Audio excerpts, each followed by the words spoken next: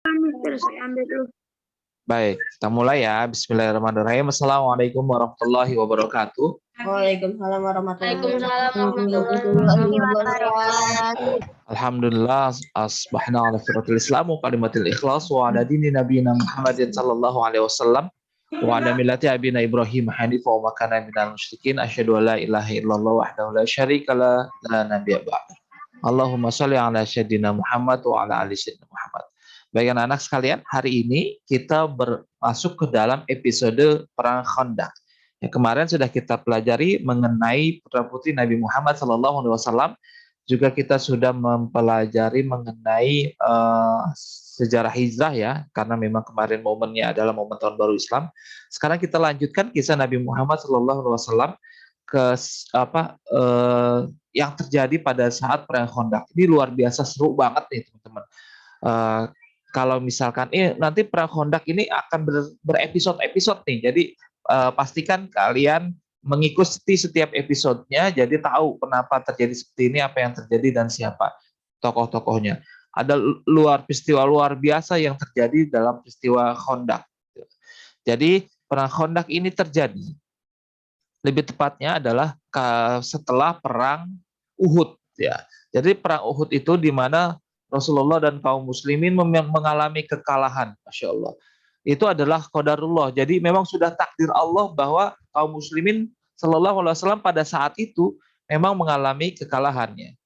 Itu juga karena ada ketidakpatuhan dari pasukan kaum muslimin, terutama adalah pasukan pemanah yang meninggalkan posnya, sehingga kaum muslimin menerima kekalahan yang sangat telak, dan itu menjadi kebanggaan yang luar biasa bagi orang-orang kafir Quraisy.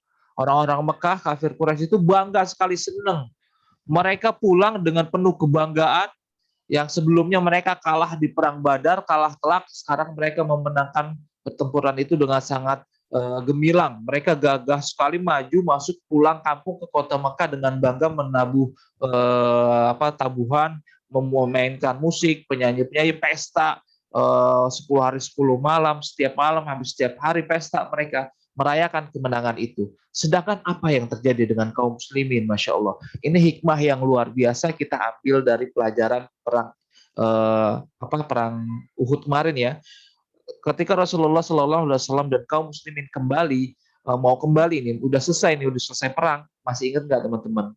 Ternyata itu Abu Jahal berdiri di atas bukit di atas salah satu bukit di Uhud, karena di sana ada beberapa bukit ya. Di sini pasukan kaum muslimin yang sedang berkumpul, sisa-sisa pasukan kaum muslimin yang berkumpul untuk melindungi Rasulullah di atas satu bukit lagi ada. Nah itu naik tuh Abu Jahal tuh, nantangin Abu Jahal tuh, nantangin karena dia dendam, dia nggak terima dengan kekalahan. Bukan Rasul dia ngomongnya. Muhammad, aku tantang kau untuk kita berperang kembali di Bukit Badar. Nah, jadi ini Abu Jahal ini nggak terima, benar-benar kalah di Perang Badar. Maka dia menantang Rasulullah, menantang Nabi Muhammad untuk perang kembali di Bukit di Badar.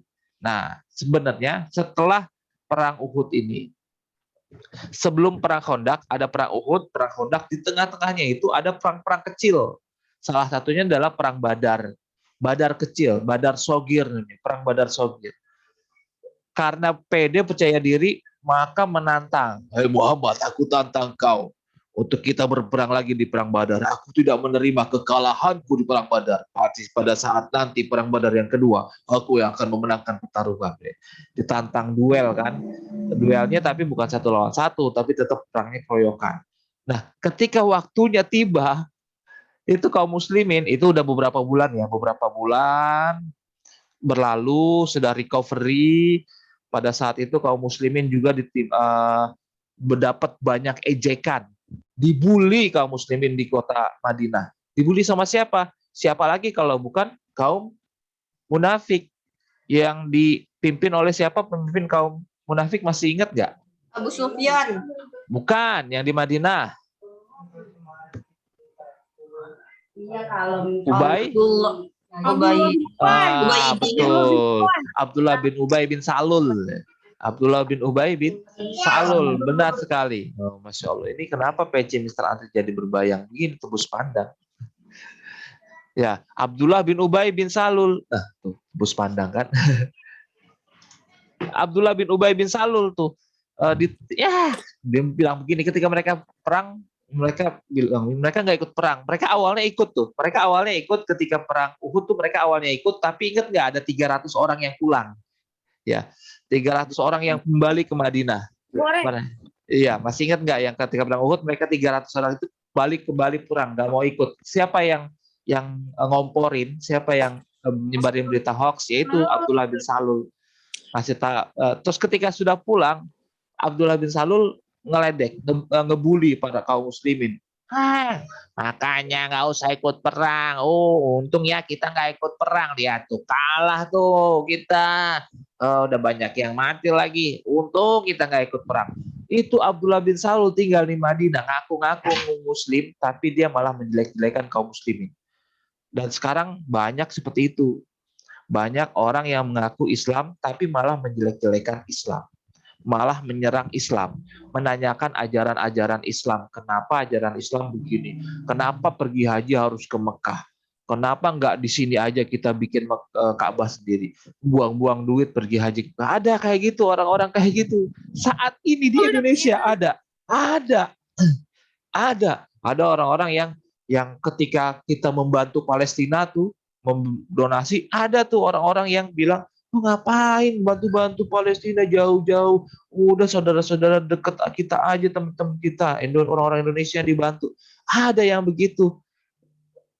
Masya Allah, kalau misalkan teman-teman nanti ketika dewasa udah dapat informasi dari media sosial, ada yang seperti itu, hati-hati teman-teman.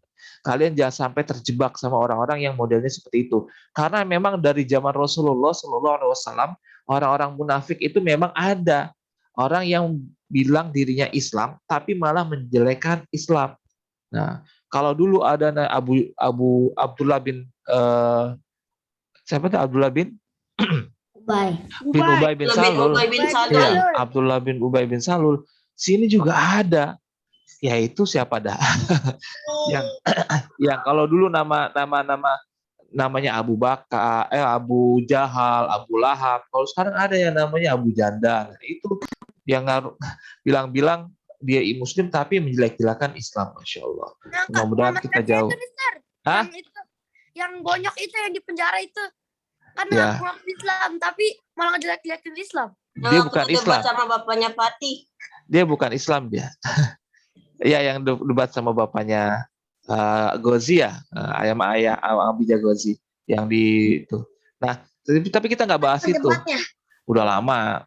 Tapi kita nggak bahas itu. Kita bahasnya mengenai itu yang terjadi. Itu tuh sebenarnya katanya emang bukan Islam.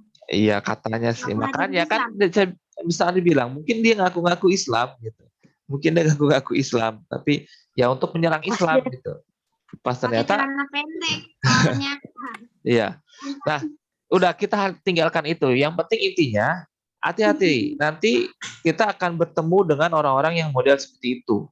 Orang-orang yang seperti Abdullah bin Ubay bin Salul. Ketika kaum muslimin semangat sekali memperjuangkan Islam, semangat membela Islam, tapi ada orang-orang yang malah melemahkan semangat kita. Nah, hati-hati. Nah, itu yang bisa kita ambil pelajaran, ya.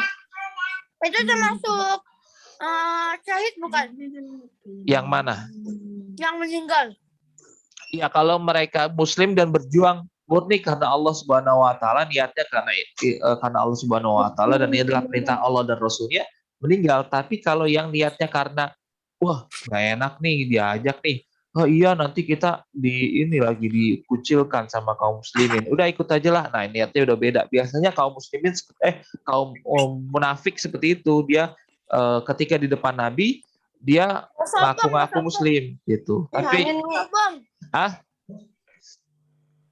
berpura-pura ya. Dibilang keren. Iya, seperti itulah pokoknya ya. Pokoknya kita ambil pelajaran dari situ. Nah, ketika mereka kaum muslimin lanjut ya. Ketika kaum muslim pulang balik ke Madinah, itu belum genap 2 bulan, belum sampai 2 bulan itu kaum muslimin masyarakat Madinah, kaum muslimin itu dalam keadaan yang sangat berbahaya. Kenapa? Karena Madinah kota Madinah itu dikelilingi oleh suku-suku dari Bani yang orang Yahudi.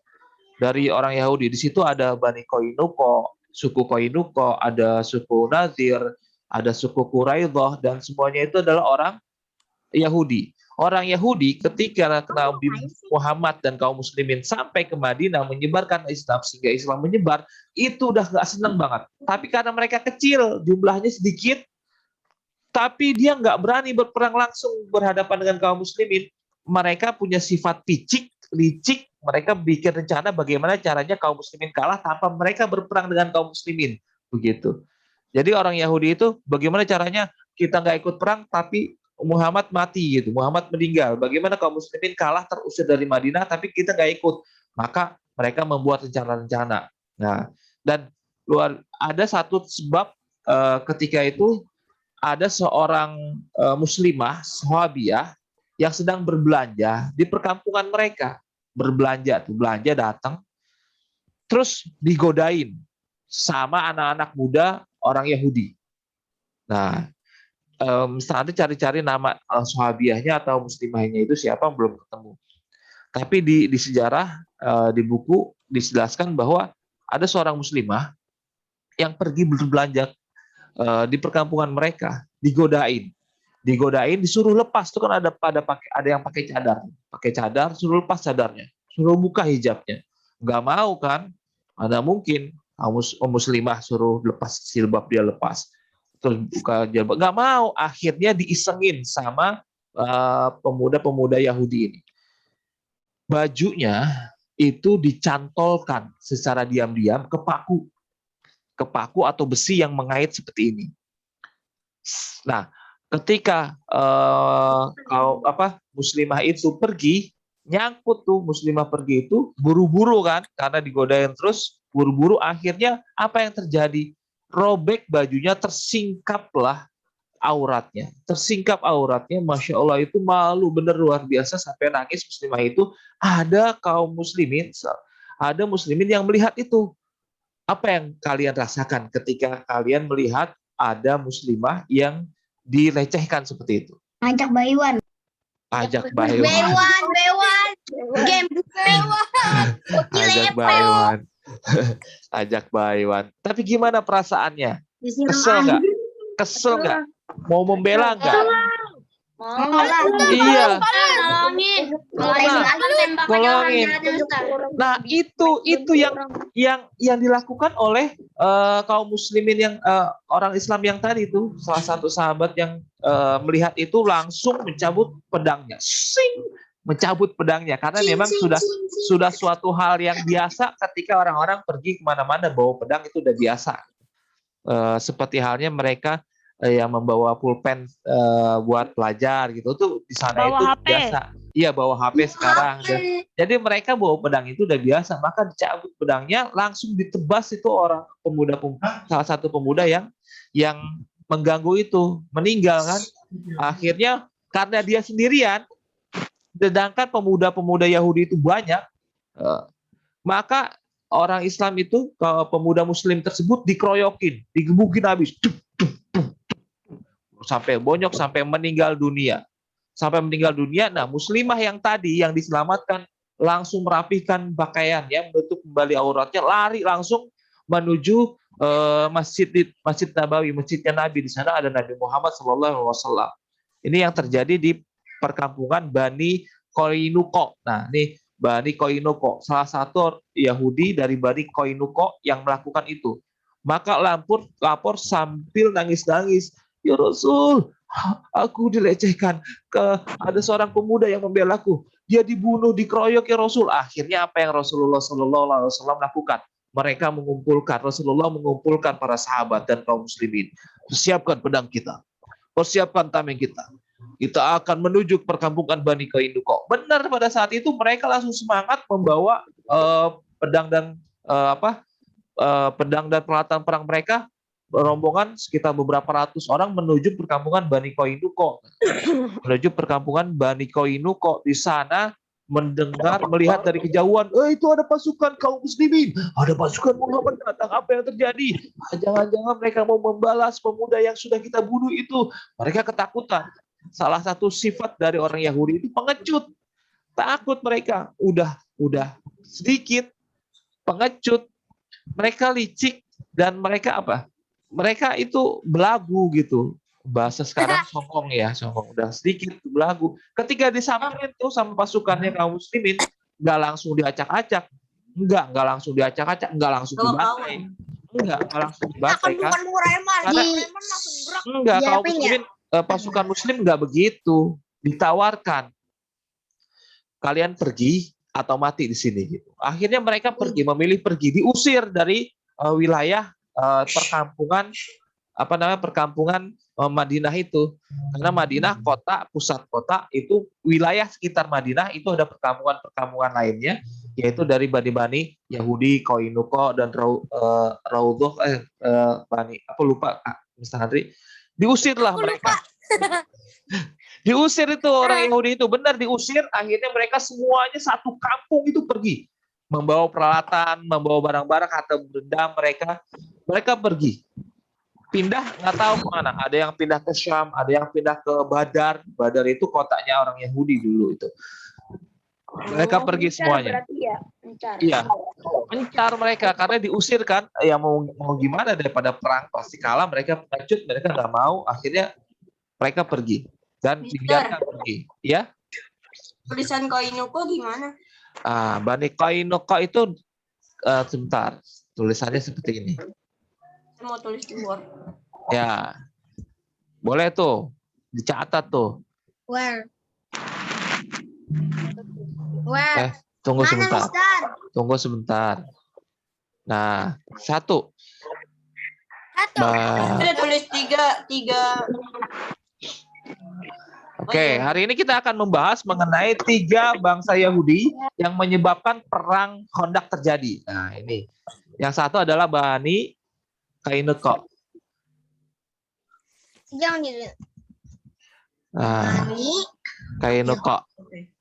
Kainuko, oke. Iya. Yang pertama adalah Bani Kainuko. Kainuko. Koknya pakai A ya? Iya. Oke. Kok Kainuka. Kainuka. Ainu Iya. udah bentar. Sudah? Yang kedua Bani Nazir.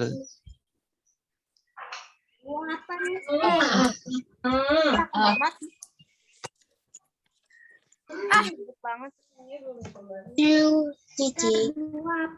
Mister. Iya. Mister udah dapat izin belum buat tatap muka?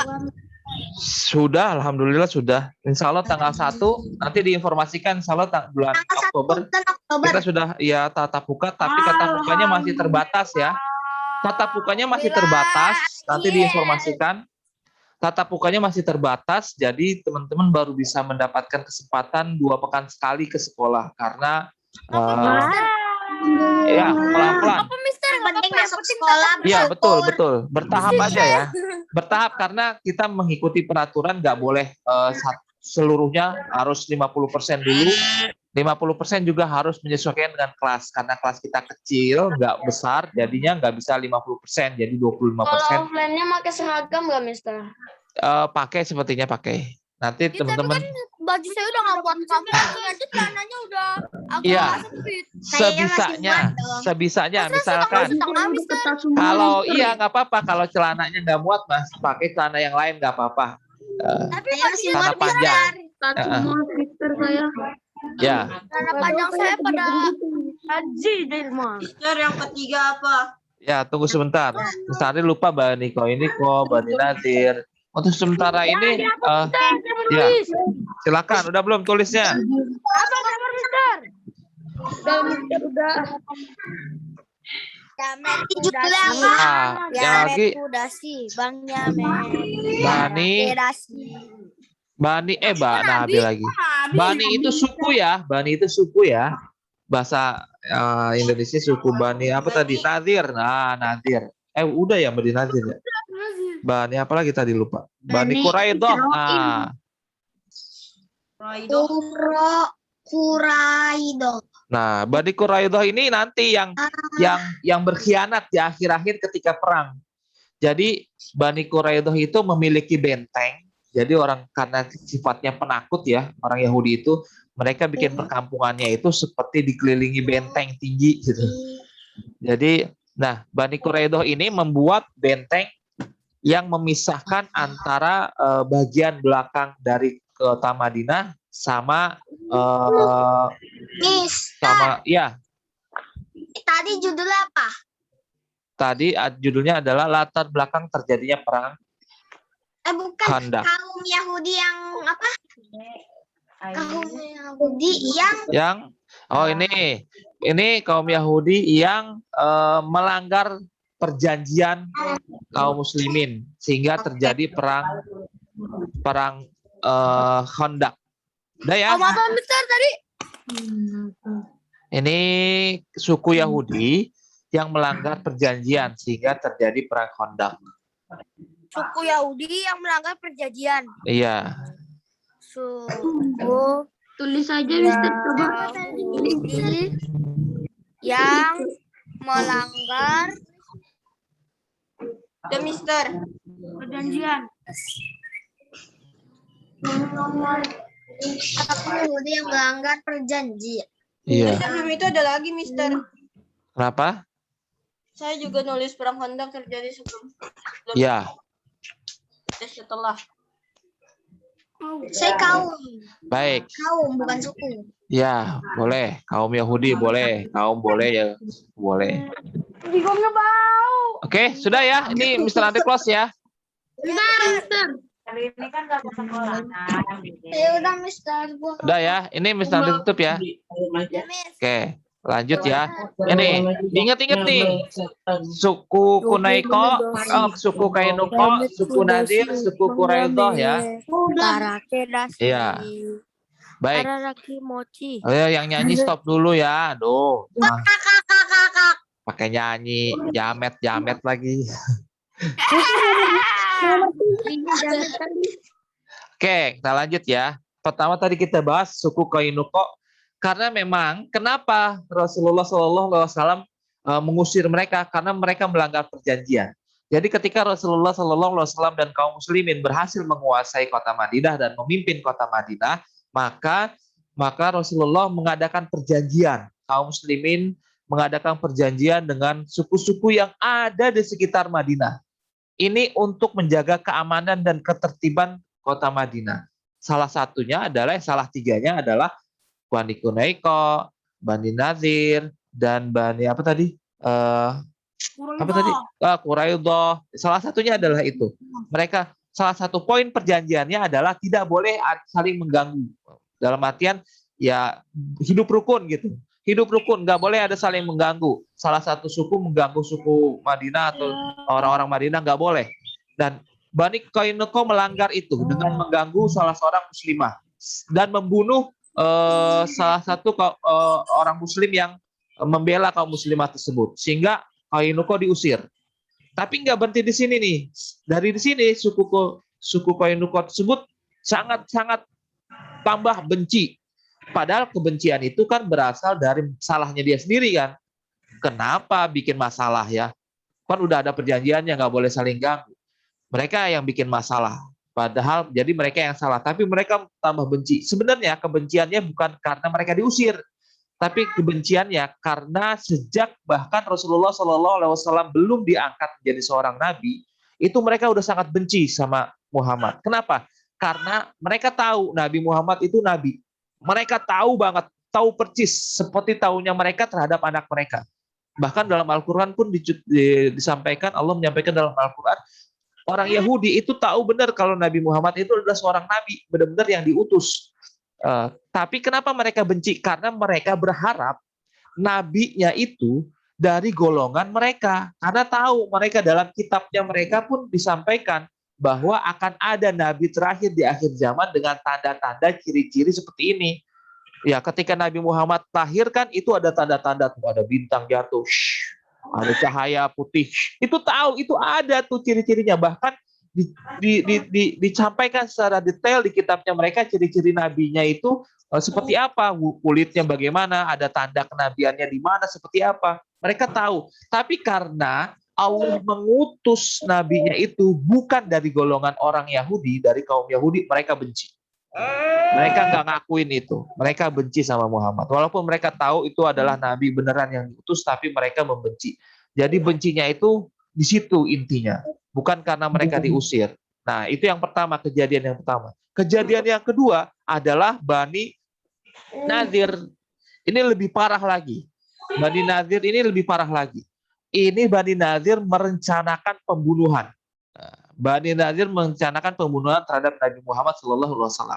Suatu hari, ya, betul. Yang terjadi karena direncanain, lebih parah.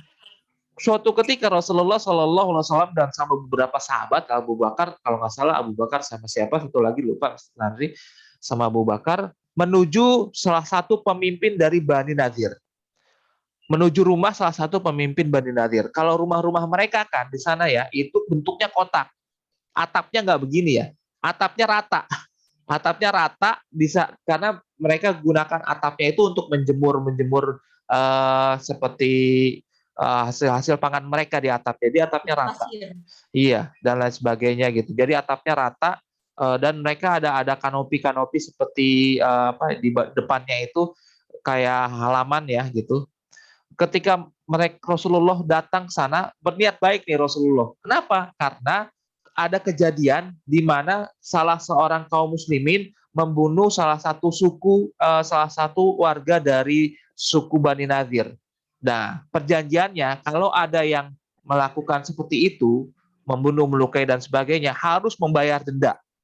Harus membayar denda. Dan Rasulullah datang fair, sesuai dengan perjanjiannya.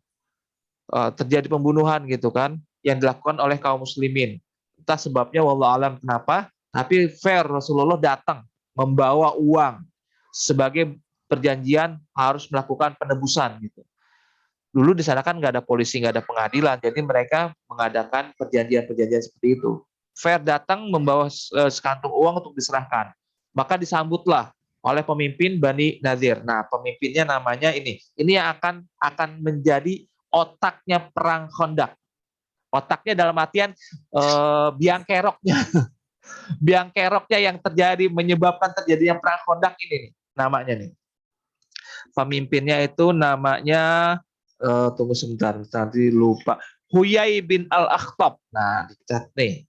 Huyai bin Al-Akhtab, pemimpin dari kaum Yahudi dari Bani Nadir.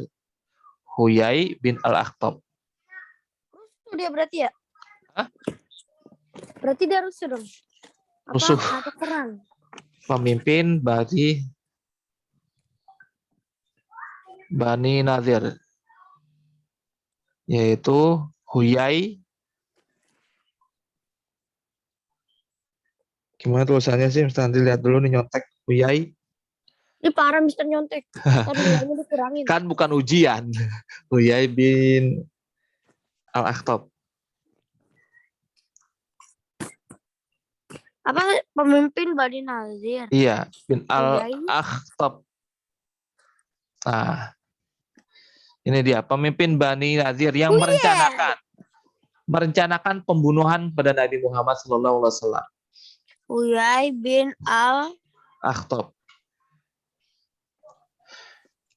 Kenapa? Karena Al-Akhtab. Oh iya nih, Al-Akhtab ya. Al-Akhtab salah. Kok dua? Huyai bin Al-Akhtab. Nah, kenapa Huyai bin Al-Akhtab ini ingin merencanakan? Karena tadi kaum Yahudi dari Kainuko itu ada yang diusir dan dia tambah benci lagi. Mereka nggak suka kalau Madinah dipimpin oleh Rasulullah SAW. Mungkin dia yang bikin bunuh itu. Iya, tapi ya namanya juga orang Yahudi kan, mereka melanggar udah catat ya, Huyai bin Al-Akhtab. Nah, lanjut. Bagaimana yang rencanakan? Ketika Rasulullah nama kaum muslimin menunggu di depan, oh baiklah Muhammad, silakan tunggu di sini ya, duduk dulu di sini, kata Huyai. Duduk di sini. Masuklah ke depan, ke dalam. Ternyata di dalam sudah ada orang-orang Yahudi yang lainnya.